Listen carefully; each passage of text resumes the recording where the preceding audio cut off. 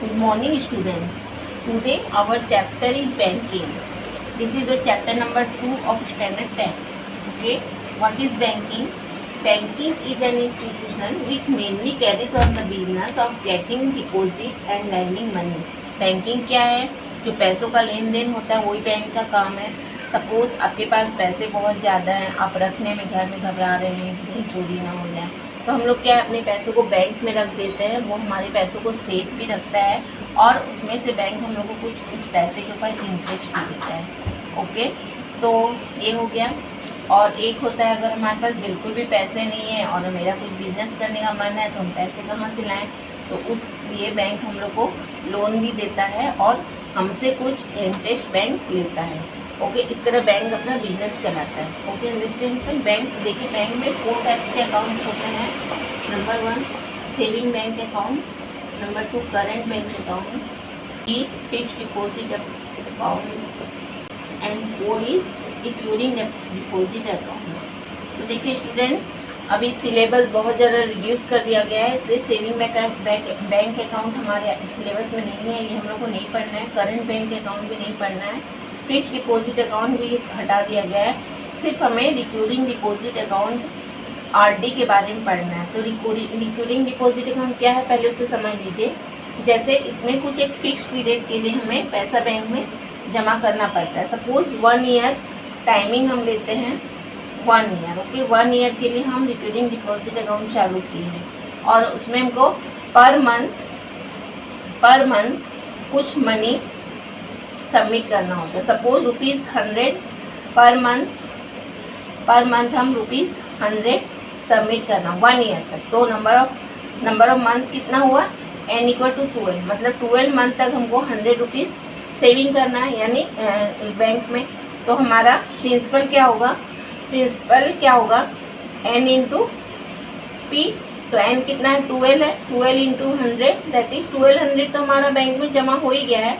ये 1200 जब हमारा 1 ईयर पूरा हो जाएगा तो बैंक हमें 1200 तो देगी, प्लस इसके ऊपर जो भी बैंक ने हमें इंटरेस्ट का बताया होगा पहले कि वो 3% देगा या 2% देगा या 5% देगा, इसके ऊपर इंटरेस्ट भी बैंक हमें ऐड करके देगा, जिसको हम बोलते हैं मैच्योरिटी वैल्यू, जो एक फिक्स पीरियड पूरा होने के बाद ही मिलता है. 1 ईयर के लिए हमने किया है तो ये 1 ईयर पूरा होने के बाद ये हमें मैच्योरिटी अमाउंट मिलता है, जिसका वैल्यू होता है P × n + i. इसका फार्मूला ये होता है P × n + i.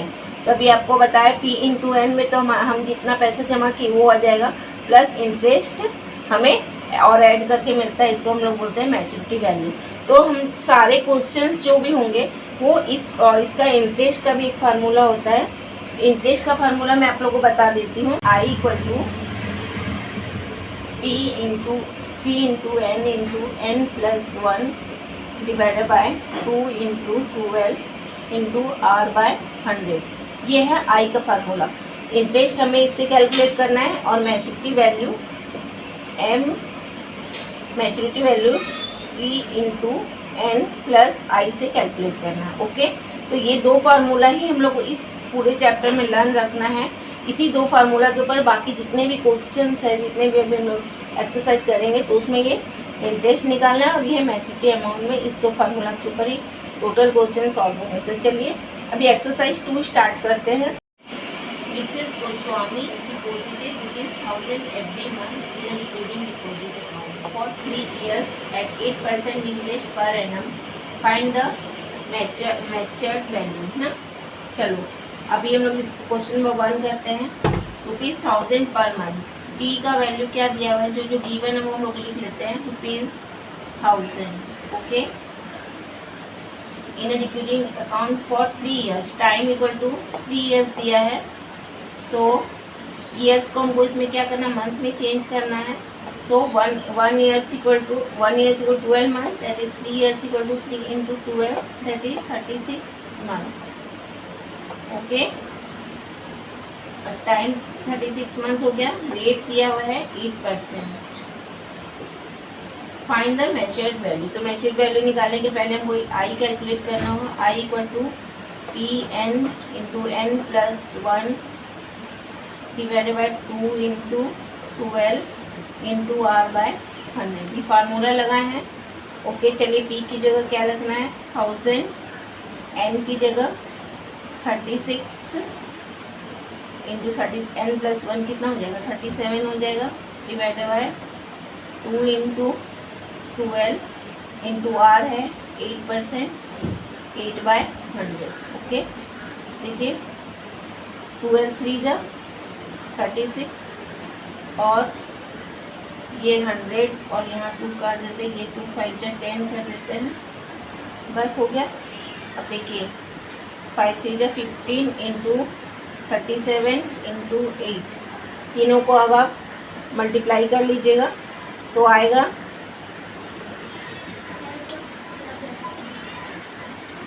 15 8 जा 120 इंटू 37, ओके 444 इंटू 0।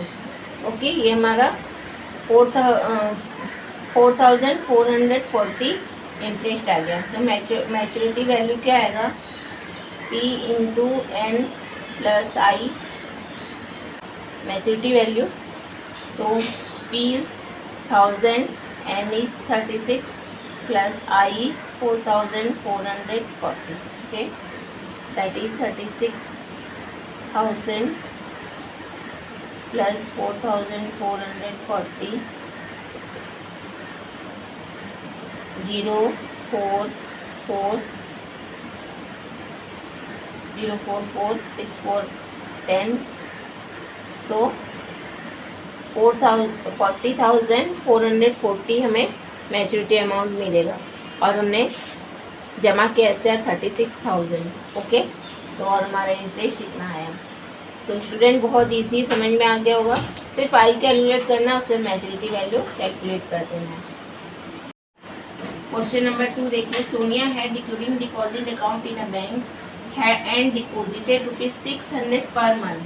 तो जो डिपॉजिट हमें दिया वो सब हमें गिवन है, लिख लेते हैं P equal to ₹600, okay for 2 1/2 years, time equal to 2 1/2 years, इसको मंथ में कैलकुलेट करेंगे यानी 5/2 into 12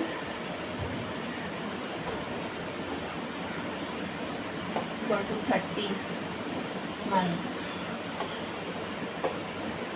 okay time 30 months, the rate of interest by 10%, rate is 10%। Find the maturity value of this account. Okay maturity value निकालने के लिए हमें पहले I calculate करना होगा, I equal to PN into N plus 1 divided by 2 into 12 into R by 100। ई कितना है, it is 600 into 30 into 31 divided by 2 into 12 into R is 10% यानी 10/100। Okay 1 0 1 0 cancel, here 1 0 and 1 0 also cancel, 2 से इधर हम लोग कैंसिल कर देंगे 60 को, 30 आ गया और 12 है, 12 2 से इधर कर लीजिए 6, तो यहाँ हो जाएगा 15, फिर 2 3 10 6, यहाँ पे जाएगा 15, फिर 3 से काट दीजिए 3 5 15, यानी ये आपका आई 5 इंटू 15 इंटू 31 75 इंटू 2325, ये इंटरेस्ट आया। तो मैच्योरिटी वैल्यू निकालना बहुत ईजी, इसका फार्मूला में रहती है P into N plus I, P is ₹600, N equal to 30 plus I equal to 2325, तो 6 3 जा 18,000 प्लस 2325 5 2 3 8 to 10 का 0 carry 1, 20,325 is our maturity amount. Okay, understand? Okay. Question number 3 है, Kiran deposited ₹200 per month for 36 months. Deposit ₹200 per month. देखिए P equal to ₹200, okay 36 months, n equal to 36 months. Recurring deposit account with the bank pays interest at the rate of 11% per annum. Rate is 11%. Okay. Find the amount she get on the maturity. तो maturity value निकालना, maturity value निकालने के लिए हमको आई जरूरत पड़ता है। सबसे पहले हम वाई कैलकुलेट करते हैं, P N into N plus 1 divided by 2 into 12 into R by 100. Okay, here P is 200, N is 36 into 36 plus 1 37 divided by 2 into 12, R is 11. Okay, चलिए बच्चों देखिए फटाफट, 2 0 2 0 cancel, 2 and 2 here cancel. Okay, 12 3 जा 36, तो 3 into 37 into 11. 11 3 is 33, that is 33 into 37. 1221 is our interest to pay it now. Okay. Yeah.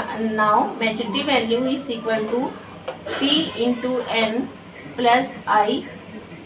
P is 200 and N is 36 and I is 1221.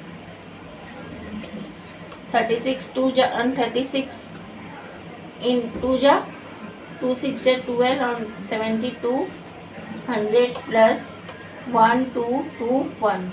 Okay, now adding this 1 2 4 and 8, 8421 is our maturity amount. Okay students, understand? तो बस देखिए कैसे दो formula के ऊपर total question हमारे बनते जा रहे हैं, तो आप लोग इसी तरह आगे कोशिश कीजिएगा। किसी में इंटरेस्ट दिया होगा तो आर निकालना होगा, किसी में आर निकालना होगा तो आर दिया होगा तो प्रिंसिपल निकालना होगा। इसी तरह बहुत मज़ेदार है, पूरा एक्सरसाइज आप लोग कर लीजिएगा, और अगर प्रॉब्लम होगी तो मैं आगे और बता दूँगी। ठीक है स्टूडेंट, आप लोग को क्लियर हो रहा है ना? ठीक है स्टूडेंट, अगर समझ में आ रहा हो तो प्लीज़ सब्सक्राइब कीजिएगा आगे बढ़ते रहने के लिए। फिर हम लोग और नेक्स्ट चैप्टर में आएंगे नेक्स्ट वीडियो में। Okay bye.